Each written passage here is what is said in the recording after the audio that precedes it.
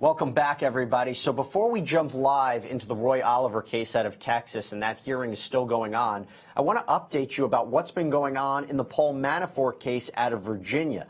As you know, President Trump's former campaign chair is currently on trial facing a multitude of charges related to bank fraud and tax evasion. Pretty interesting stuff, but also interesting in terms of the larger political ramifications of what'll happen. Currently, we're in verdict watch. We're waiting for the jury to come back. But I'm not just waiting. We have our man on the ground there who's waiting as well. Colin Kalmbacher, editor here at Law&Crime, has been waiting, has been in the courtroom, in and out every day. Colin, it's good to see you. Good to see you too, Jesse. Good morning. Did we learn anything since we last spoke from yesterday? Well, we had a couple minor procedural matters. I guess we could go ahead and say this is day 2 now of deliberations.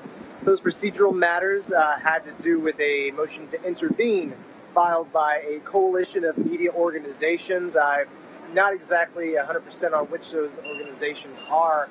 I would gather it's some of the bigger names that folks are used to. However, that motion to intervene was granted. The substantive part of the motion deals with an attempt to unseal evidence, which took up some of quite a great amount of the court's time a couple of days back. And so we're going to have a hearing on that motion to unseal evidence at 2 p.m. or sometime after 2 p.m. today. Judge Ellis took the opportunity to kind of bristle a little bit about the fact that when he originally made the motion to seal that evidence, he was very explicit. He was explicit again today that he told all of us journalists that he was going to make sure that everything was unsealed after the case was over, but he wasn't really too put out by it. He just wanted to remind everybody that he's kind of already dealt with this, which did supply kind of a line for, I don't know, whoever wants to run with this headline. Judge Ellis III says, a thirsty press is essential. So he understands the press's thirst, but that'll be dealt with, I guess, sometime after 2 p.m., like you said. Otherwise, not too much is going on, and we're just playing the waiting game once again. Now, what is he like? We've heard a lot about Judge Ellis from the media reports.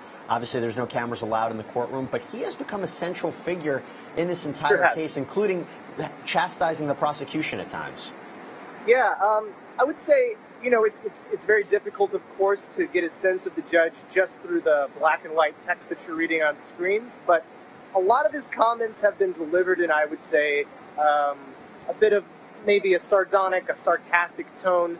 Certainly when he's yelled at the prosecutors, that wasn't really delivered with sarcasm of any sort. But, you know, mostly this has been good-natured, ribbing, a little bit of a gentle dressing down on occasion. So, and he's always been pretty quick to backtrack if he felt like he's crossed the line. Of course, there were those couple of times when the prosecution felt like he crossed the line quite a bit too much and had to file motions for curative instructions, and that, of course, took place. But, you know, mostly Judge Ellis is a good-natured guy. The consensus among everyone assembled here is that he actually does kind of like to hear himself talk a little bit. He joked about his voice being mellifluous. You know what? It kind of is. He knows what he's doing. Every time he gets up on the soapbox or delivers a line for the journalists, he knows what he's done, and he's aware of it. Well, it sounds like the case is in good hands. Now, Colin, I want to just ask you about options and paths we could go here. Yeah. If Manafort is found guilty, what happens? What's the next steps? But also from a practical point of view, does he immediately go to prison? Where does he go? And then what are the potential options for him moving forward? And also in terms of his upcoming trial in September. If he's found not guilty, what happens then? What are the options for Mueller's team? And what happens? So let's start with what happens if he's found guilty.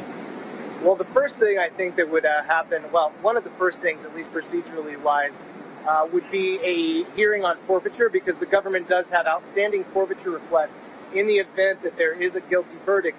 So I don't want to overstate it, but I know at least a couple of properties that Mr. Manafort owns are contained in those forfeiture requests, and so that would be one of the first things, procedurally wise, going forward, would be to move on that.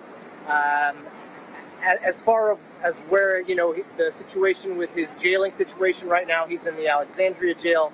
I don't imagine that would change immediately.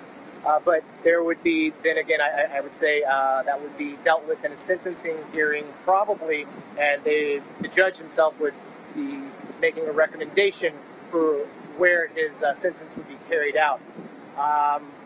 As far as if there's a not guilty verdict on those 30-ish charges or so, then I think you will hear from the special counsel's office almost immediately that they felt prejudiced by the judge, and that, of course, we do have the outstanding trial in D.C. starting in mid-September. So that will be more or less a second bite at the apple, but I can almost guarantee you that there will be presidential tweets regardless of what happens in the coming hours, yes or no today. So. And there has also been speculation that if for some reason they can't secure a guilty verdict, or if the president ends up pardoning Manafort, that they have reserved some charges for state court that would be beyond the realm of a pardon and would give them another chance at getting Manafort. This is a very interesting case, Colin, and a lot of different avenues, so I appreciate you coming on and talking with us about it.